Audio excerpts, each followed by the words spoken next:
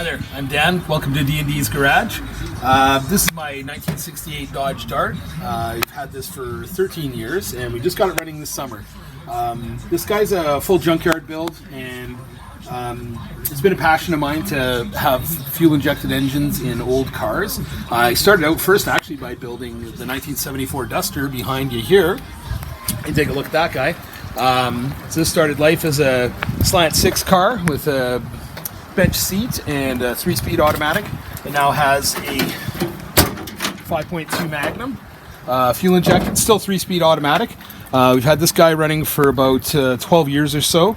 It's actually a bit of a hybrid car. It's got Magnum 5.2 Magnum fuel injected top end with a standard old school LA Dodge LA small block bottom end with a roller cam, factory roller cam from 88 Dodge Ram Charger.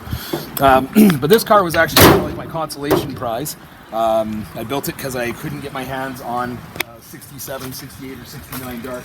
So this is actually my favorite body style of car.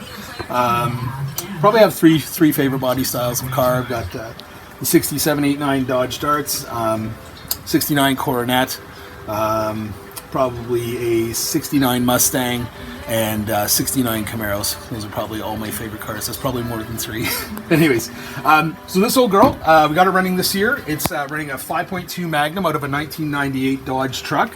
Bought it off of a fellow off of a local classified ads for $110. It was just a long block, no valve covers, no intake, no accessories.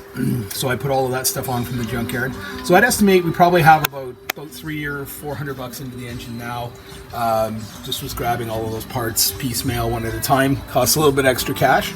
We're running a wiring harness out of a 94 Jeep Grand Cherokee that had a 5.2 Magnum in it. And the reason I did that was because I'd actually done that in the Duster previously.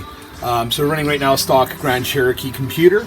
But this car's got a few extra tricks. It started life as a 318 4-speed car. My very, very good friend Mark had this for a lot of years. He had it since he was 16, so that would have been 1989 when he got it. And he had it for a long time with big blocks and nitrous and slicks, and it ran really hard.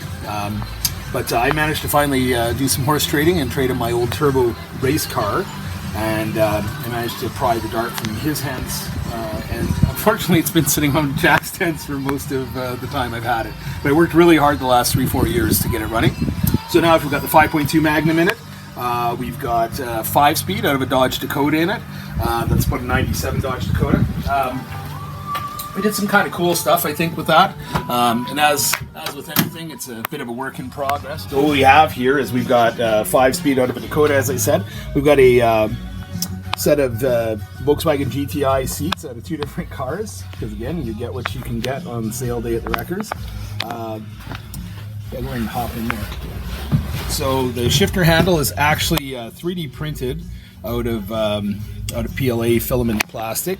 And the actual shift handle itself is the stock one out of the Dakota, but at the suggestion of a good friend of mine, we bent it up to make it make the pistol grip shifter work kind of more like the traditional cars. So I want a little bit of a nod to the past, even though this car is, focused to be quite a bit more modern. Everything in it is pretty much custom. The seats, the transmission, the motor. Rear end is actually SN95 spec 8.8 out of started out as a 88 Lincoln Mark 7 differential. Converted it to Mustang SN95 axles and brakes. It's an open differential, 347 gear. Nothing fancy there. It's basically whatever we could work out to horse trade. Everything else but the basic body is something newer and something from a different application.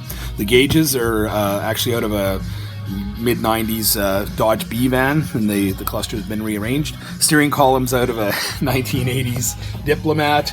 Steering wheel is out of a Dodge truck. You name it. We've got a little pretty cool little Android stereo in it now with GPS and Bluetooth, so I'm going to be getting that wired up pretty soon, get some speakers in this old girl. We've got some USB charging ports that I bought from the internet, and we 3D printed the bezels. We have to reprint one of them here. But But yeah, we think it's a pretty neat car, and pretty happy with it. Just got to do a little bit of work on it. We've got some fuel system tuning issues to go through right now, and we've got to get the wheel alignment done on it. But we're going to try and get a few miles on it before winter breaks here in sunny Alberta. And yeah, just wanted to make a little bit of an introductory video.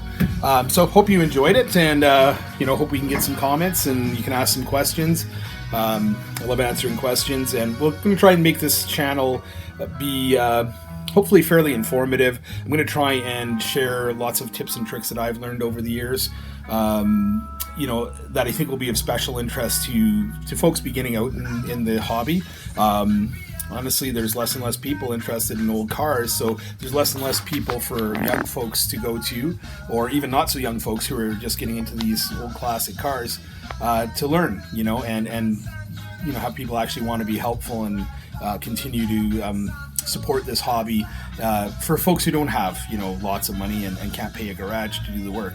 So that's going to be our main focus. My son Victor's he's 12. He's helping me with this whole deal. He's going to be filming and editing, and he's going to be telling me when I talk too much. And hopefully you'll enjoy our content. So thanks for watching. Have a great day.